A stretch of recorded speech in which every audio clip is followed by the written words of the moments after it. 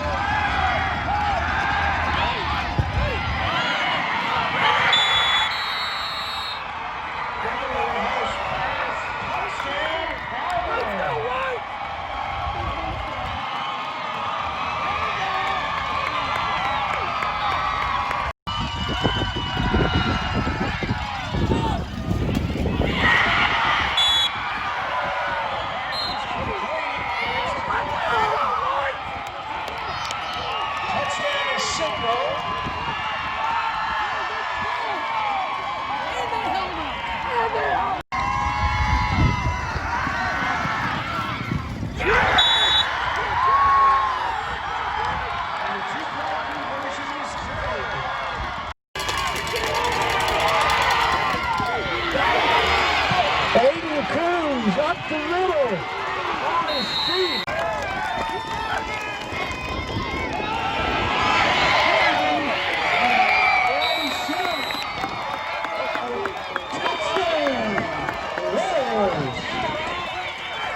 Touchdown, Robbie Short, 9-yard drive.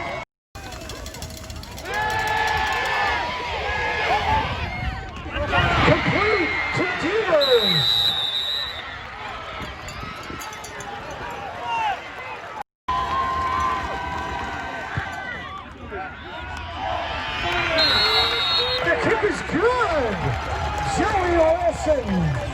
From 34 yards out.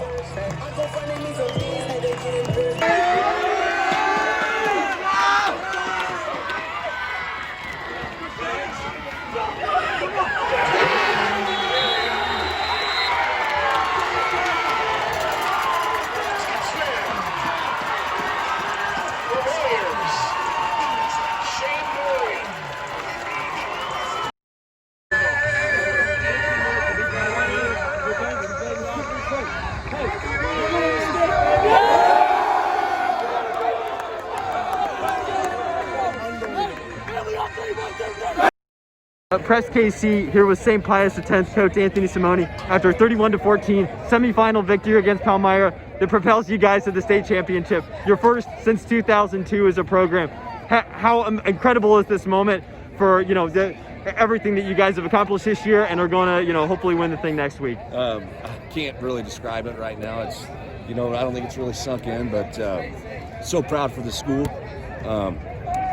Everybody here, the family. This is a family here, and to see these guys be able to come in and have success when nobody believed in them, from the beginning of the year on, and I'm just so happy for these guys because they've put in so much work, and it's truly an honor to coach here at this school, and especially this group of kids.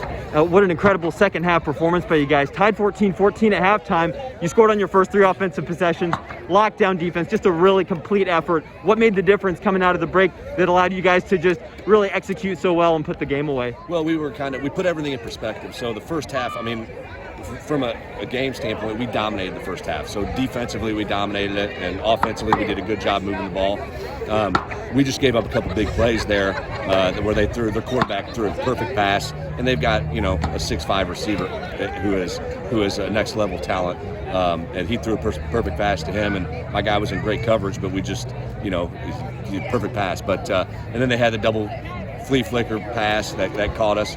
But other than that, we dominated the first half. So when we got in the locker room, we just told the guys, hey, we dominated the whole half from start to finish. We just gave up 2 plays, and it's a ball game. So they had the confidence. We knew we got the ball first, and just stick with the game plan that we had installed. And there was really no adjustments needed. We just stuck with it and believed in what we were doing, and they came out and did a great job second half. Jack Mosh continued a phenomenal year, not only guiding several scoring drives, but setting an individual passing record for you guys, which is no small feat at this program, especially. How great did he, David Dieters, and the rest of the playmakers, skill guys, do just of executing and they have all spreading the ball around? How much is that fun group? How much fun are they to watch when they really get going? When you have a guy back there like Jack Mosh who can do pretty much everything. I mean, he could call the offense for us up and down the field. That's how smart he is. He knows the game, and having him back there it opens everything up for us. And then when you talk about David Dieters, having them out there, obviously everybody has to account for 2 on him. And even then, it's just we get into situations, they got 2 on him, and we still tell Coach, hey, throw the ball up to him. He's still coming down with it. So, being able to have the weapons that we have in the cast is obviously allows us to do what we've done here. You know what it's like having the championship pedigree as a player for this program back then, to experience this as a coach and to make this trip again, going back to the state championship game. How much is that a thrill for you personally, being on this side of it, and how excited are you for these young men? I've actually thought about that. I've thought about just the process, the road to where we're at today, and I've thought about how enjoyable it was as a player, but as a coach, it's been even more enjoyable. And to be able to do it with the coaching staff that we have, which is all alumni for the most part. We have a great coaching staff, and to be able to do it with that group, and some of those guys never got to play in a state championship, but they were the ones that kind of set it up for our group to play in a few, and to be able to do it with the coaching staff that we have, and then with this group of players, it's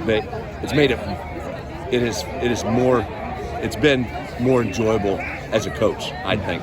But I'm just so happy that these guys get to experience it, because it's obviously once in a lifetime deal. And especially going from a 3-7 year last year to an undefeated going into the state championship game. What led to that turnaround and the buy-in and the everything that's led to this special moment for this group of players? Multiple things, but I think first and foremost, it's great players, great kids, great young men that believe in what we're preaching, and they bought into from day one on. They bought into what we preach, and it's on and off the field stuff, and being champions in life, and they bought into that immediately. And with that, they were also able to, when they put that into the hard work into, it's just made them unstoppable. So.